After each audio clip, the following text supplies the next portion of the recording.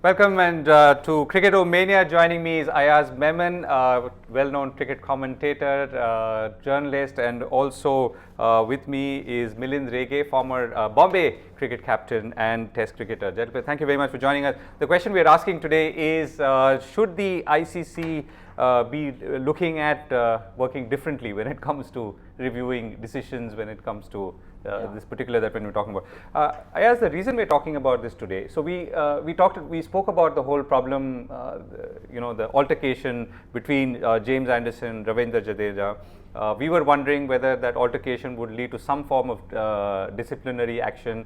We were wondering whether either of them would be banned from playing a few matches. Now, none of that has happened now. As of now, they've gone scot-free, right? So it's also because no proof has been found, no video footage has been established. So therefore, perhaps that's what should have happened.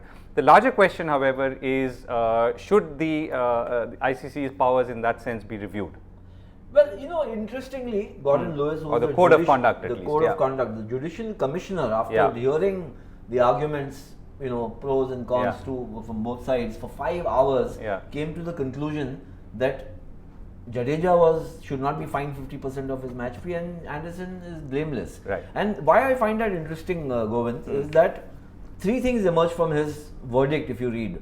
One is he says that tangible proof. Yeah, let me interrupt you there for a moment. So let's get a sense of what we asked a few people what they thought about this. Okay. Let's get a sense of that, and we'll come back and continue our conversation. Okay, we'll come back in a moment. Fine, let you finish that. Yeah. So he says, in this particular case, there is not enough evidence that the Indian camp has provided. So there's nothing, jostling, wassailing, whatever it is. Nothing establishes the guilt of Anderson. And if Anderson's guilt is not established, then Jadeja's fine is also redundant. The other thing which he says, interestingly, is that, people abuse on the field. So what's the big deal? The umpires hear it. And therefore he said, the code of conduct which the ICC has put forward, which is very stringent in the letter of it, not necessarily in the spirit of it where the implementation is concerned, needs to be reviewed. And I buy that argument to an extent, because if you hear even our Indian players, just lip read them, half of them wouldn't play. Barring Dhoni, I think they would be all out of the thing. But the flip side to this is, look at what's happened to match referee David Boone. He's a former international player of great repute. He has seen, or heard at least, both the camps. He's found Jadeja guilty of level 1 offence, fined him 50%. The judicial commissioner comes in and says, I overrule the match referee. And then now the ICC CEO may appeal against that. He's the only one who can appeal. The BCCI can't appeal. The ICC CEO can appoint or ask for a review panel, 3-member review panel to review the judicial commissioner's. So now let's ask a Test cricketer what he sees it from your historical vantage point, having played matches. Ayaz has said, Govind, Ayaz has said everything. I think the whole thing is completely farcical. Somebody's earning his salary. That's why ICC is there. ICC is a toothless tiger, like Ian Chappell always said. But I find this very funny. David Boone should not quit. No referee should come in the picture anymore, because if somebody sitting thousands of miles away is going to make a decision on what's right and what's wrong, I think what has this game... So take us back. So let's say a similar event had happened in your time. How would it have played out? Similar event had it happened in my time, Ayaz will say, go on, carry on with the game. The umpires will say, hell with it, carry on with the game. You swear at each other, you have slander, but that's about it. This game is not a game for sissies, that somebody says, what are you doing, and I'm going to hit you on your mouth, take your teeth off. That's not, who cared? Nobody cared. The bowler bowled, the batsman batted, you scored runs, you got wickets. That's what the game was all about. All this thing, like I said earlier, somebody is making a good amount of money. You got to pay £200,000 to be heard. Or I don't know where that money went as. Somebody to save £1,000, you made that kind of payment. That's not my style of cricket. I find that the game has become... No, but assuming, let's say, the altercation, if there was one, was serious enough or merited some form of official response or a slap on the wrist. See, under today's times, it's not a good thing, because there are set rules of the game. Right. But what's the point in making rules of the game if you have so many cameras not covering a single thing? I'm sure that even a little bit of ball tampering is caught on TV. Come on, if he's pushed him or whatnot, or he said something to him, should be caught on TV. Now, where does that leave David Boone? I mean, the referee today has become redundant.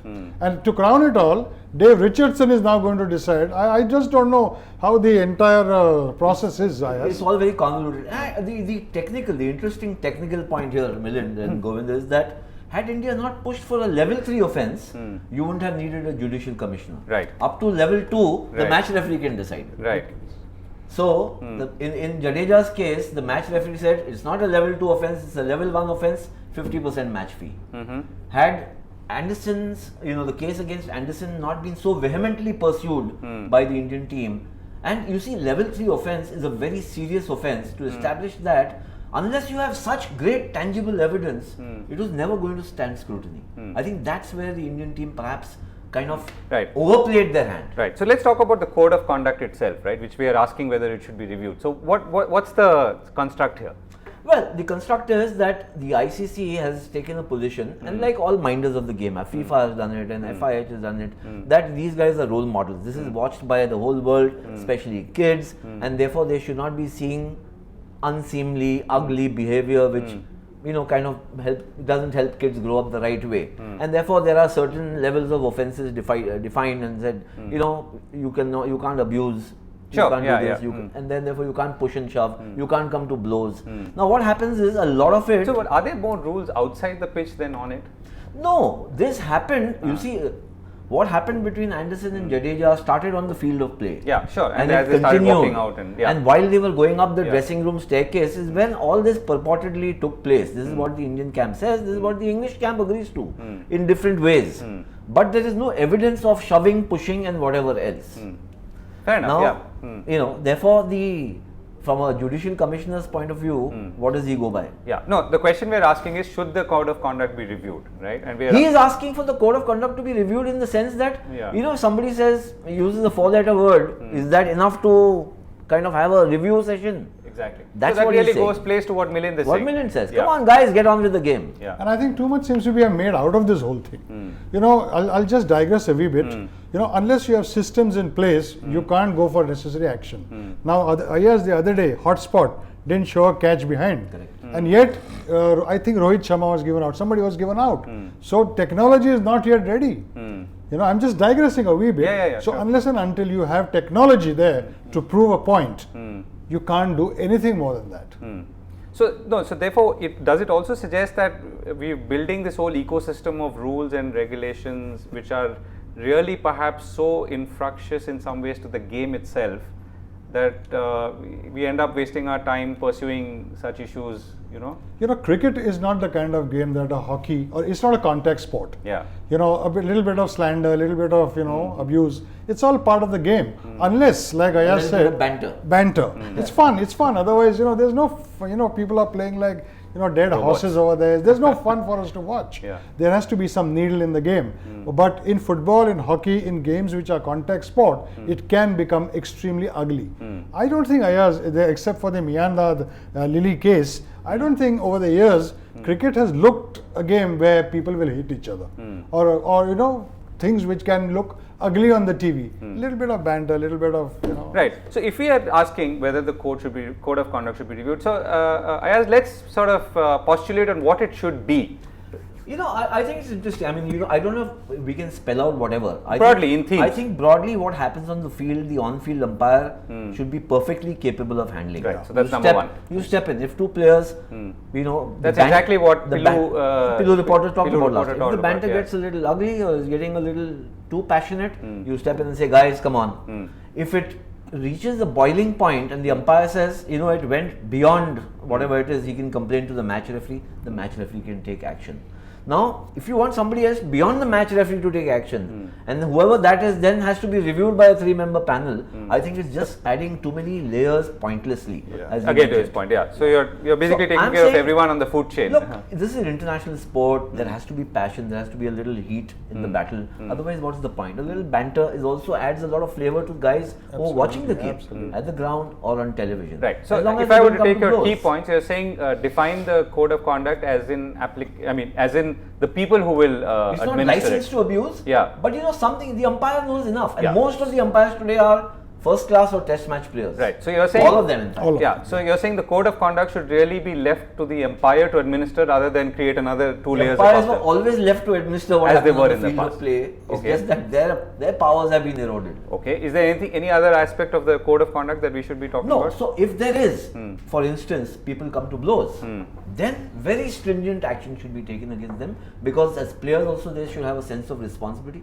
You want to have a little banter, that's fine. Right. Okay. It shouldn't go beyond certain limits. Right. So, Also, Milind, what should the code of So conduct be? adding to what Ayaz said, I think it stops at the referee.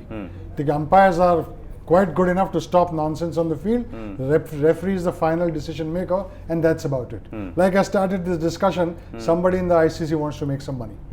So it's interesting, we were talking about the decision support system, review system, Yes. and that has already taken away one chunk of the umpire's powers. yeah. The only chunk that was perhaps left is the administrative control over the pitch or the field, and that too is now eroded in some ways, because as you say, Correct. it really lies on another layer and a layer above that. So what is the umpire doing there then finally? Counting the number of deliveries, calling over. Yeah, it's come to that. It's come to that. Yeah. Even in case of a clear run out, Yes. the guy says, let me go to the third umpire. Why should I stick my neck out? Like, Yeah. That's how vulnerable and virtually redundant the So umpires then have is become. the way to frame this argument, rather than saying should the ICC be reviewing its code of conduct, should we say how can we make the umpire more relevant in the scheme of things? I Is that, think is that's, that another you way know, of that's- framing the question, I mean, or making the more umpire more relevant? ideally one could argue that way, but I think we've just gone too far ahead. I don't see the game going back. I mean, technology is not going to become reversible. Yeah. At- No, not the technology part. I mean the rest of it. Anyway, 50% of the powers have gone because of technology, in decision making. Sure. The other is when you've got a third umpire, a fourth umpire, and a match referee sitting, and who can actually, the match referee can overrule what you've done. So therefore, your sense of responsibility also diminishes. You say anyway, the match referee is going to take a call. I'll pass the ball on to him. Milind, does this or should this affect a player? All of this that's happening, earlier you thought the man standing there is in charge of your fate. Now it's not him, but it's someone else, and then someone else sitting in Dubai, and No, as far as decision making is concerned, the player goes away quite satisfied that the technical decision is taken. But beyond that, I don't think anybody has a right to interfere. Certainly not. In a boxing match, the referee is there to decide everything. Those people who count points are there to decide. In a tennis match, you have all kinds of things, and it has to stop there. The game has been eroded by all these time wasting things. And what happens if somebody is found guilty and he's already won the test series? Are you going to reverse the test series results? You're not. This is a It's very, like somebody very chucking. Good point he's brought up. We are on the cusp of the fourth test, Right. starting on Thursday. 7th, yeah. And both Jadeja and Anderson are going to play. Yeah. Suppose, technically, Dave Richardson goes in for a review, but this test match is played, and the review panel finds Gordon Lewis's verdict wrong or flawed and says, no, we think that both players should have been banned, or one of them should have been suspended. What happens to this match? That one or either player could play a very decisive influence. Yeah, but I think it seems logical that the results of the match would be taken in Of course, on no, board. no, I'm saying that, Yeah. so any this, penalty would be individual. I mean, this toing and throwing, going back and forth in the decision making over a period of almost a month is a bit, I think, just too much. And finally, there's the other complication of the ICC chairman being who he is. The ICC chairman is N. Srinivasan. Yeah. But he said today that he's not going to He's be a not part going to of be it. sitting on it. Yeah. No, I think he's taken a very good position, because he would be pilloried. Yeah, because they will be like England, Dubai, Chennai. Where is the power center? Yeah. Absolutely. So I think he's taken a fair position, because he is not the BCCI president, he is the ICC chairman, and he has to take a non-partisan position, certainly. I also feel, Right. Govind, that I think the Indian team management should stay away from all this, concentrate on the next test match. Have you seen that in the last couple of days, Indian team is down and out? Yes. Why? Yeah. You lost a test match, you've been badgered by the press. Now this thing comes as more, and English press is not going to leave you. Dhoni, I don't think he had any business as the captain to get into all the little things.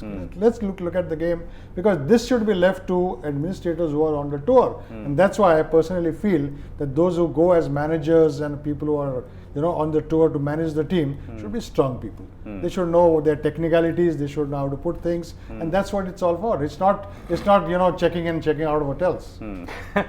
Ayaz, last In fact, I think I'll go a step further from what Milind is saying. I think this whole this has become the central theme of the tour. And in fact, it adversely affected the Indian team in the third test match. Because after the win at Lords, you should have been cock a hoop going in, with we talked about this. with your chest thumping. Yeah. Instead of which, on the eve of the third match, all that Dhoni spoke about was Jadeja and Anderson. And then you went in almost like with your tail between your legs, packing the side with an extra batsman, hoping that you wouldn't lose because Anderson was still playing, or their attack was, and you've actually now lost all the psychological advantage.